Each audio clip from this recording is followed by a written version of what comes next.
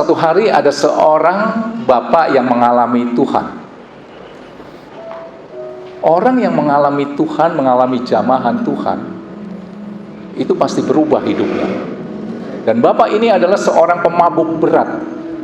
Dia dijamah Tuhan, mengalami Tuhan, hidupnya berubah. Dulu pemabuk berat, sekarang dia udah anti. Dulu 1 hari gak minum minuman keras itu, waduh, dia udah pusing. Harus minum. Sekarang, sejak dijamah Tuhan, apa itu bertobat? Ketika dia membuka hatinya, terima Yesus sebagai Tuhan dan Juru Selamatnya, Tuhan taruh rohnya. Rohnya itu aktif menguasai hati pikirannya. Cium bau alkoholnya aja dia bisa muntah. Nah, ketika dia mengalami Tuhan itu, sudah pernah mengalami Tuhan, lahir baru, maunya apa? Cerita tentang Tuhannya yang dahsyat, yang luar biasa. Nah, bapak ini juga maunya cerita tentang Tuhannya yang dahsyat, yang luar biasa. Dulu dia pemabuk berat, menelantarkan keluarganya, suka pukul istrinya, sampai anak-anaknya gak bisa sekolah karena uangnya itu habis untuk beli minuman. Tapi sekarang dia berubah. Dia mau cerita tentang Tuhannya yang dahsyat, luar biasa. Nah, waktu dia bersaksi tentang Tuhan yang dahsyat luar biasa, ada seorang bapak yang gak suka dengan kesaksian daripada orang yang mengalami Tuhan. Si bapak itu bilang begini, yang gak suka dengan kesaksian daripada orang yang mengalami Tuhan. Pemabuk, bisa gak lu diam dan duduk?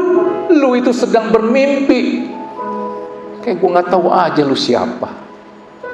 Suruh tangkap ini. Nah, ketika si bapak yang gak senang dengan kesaksian orang yang mengalami Tuhan berkata, pemabuk, bisa gak lu diam dan duduk? Lu itu sedang mimpi.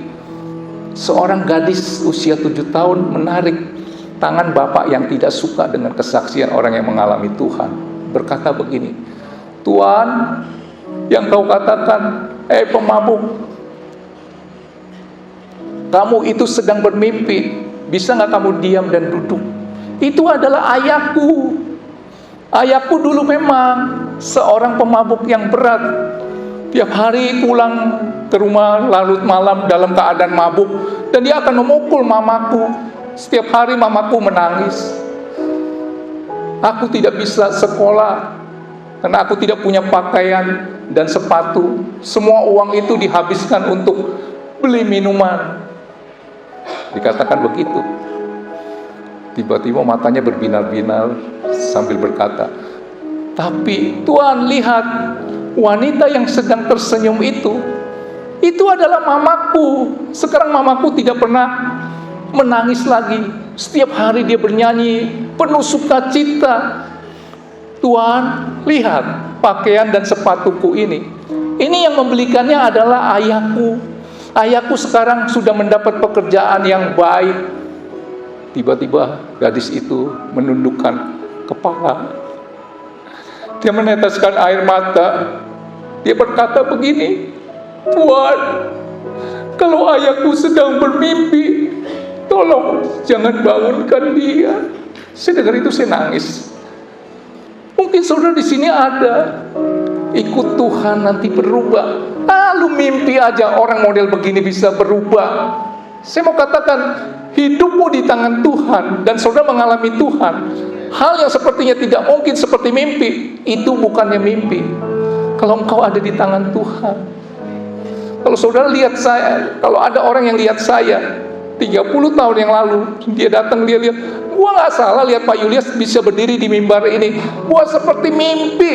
Saya mau katakan, hidupmu di tangan Tuhan dan kau mengalami perjumpaan dengan Tuhan, itu bukannya mimpi. Mungkin kau punya suami yang terlalu bejat.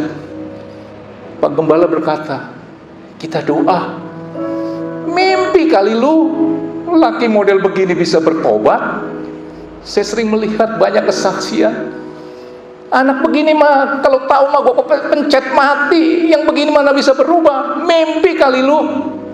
Sering saudara suka dengar kata-kata itu. Saya mau katakan, kalau saudara di tangan Tuhan, mengalami Tuhan, hal yang tidak mungkin terjadi itu bisa terjadi. Itu bukannya mimpi, asal saudara ada di tangan Tuhan.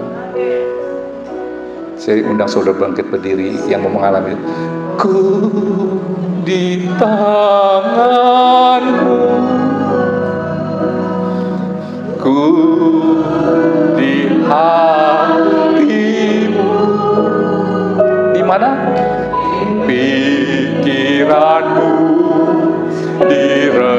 rencanamu. Bisa keluar teksnya? Tak pernah ku sendiri. Yang mau di tangan Tuhan, ayo katakan dengan ini. Tanganmu di hatimu,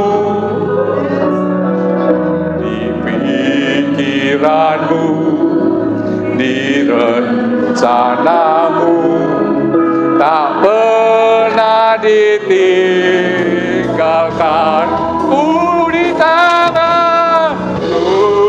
Di tanganmu, angkat tanganmu, di hatimu, di pikiranmu, di rencanamu. Tak pernah aku sendiri, aku sendiri. Katakan ku di tanganmu, tanganmu, di hatimu, di pikiranmu, di rencanamu, tak pernah ditinggalkan. Biar musik mengalun dengan lembut. Musik mengalun dengan lembut. Dalam Tuhan itu gak ada yang namanya kebetulan. Kalau hari ini engkau mendapat firman Tuhan tentang mengalami Tuhan, saya gak tahu saudara mungkin sudah capek menjadi anak Tuhan 20 tahun tapi tidak mengalami sukacita Tuhan, tidak mengalami kasih Tuhan. Yang ada persungutan dari pagi sampai mau tidur lagi, yang ada kebencian karena saudara tidak mengalami Tuhan. Hari ini saudara mau mengalami Tuhan, jangan pakai kekuatan sendiri. Saudara harus ada di tangannya Tuhan. Buka hatimu, bilang, aku mau di tanganmu Tuhan. Aku rindu mau mengalami Tuhan. Dengan iman katakan, ku di tanganmu.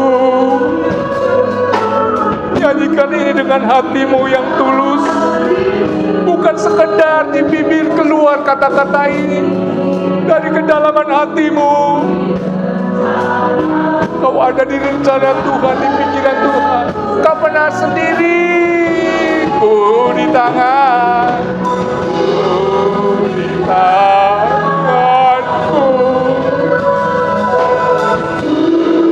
di hatimu, di pikiranmu, di rencanamu, tak pernah ditinggalkan. Lebih serius lagi katakan,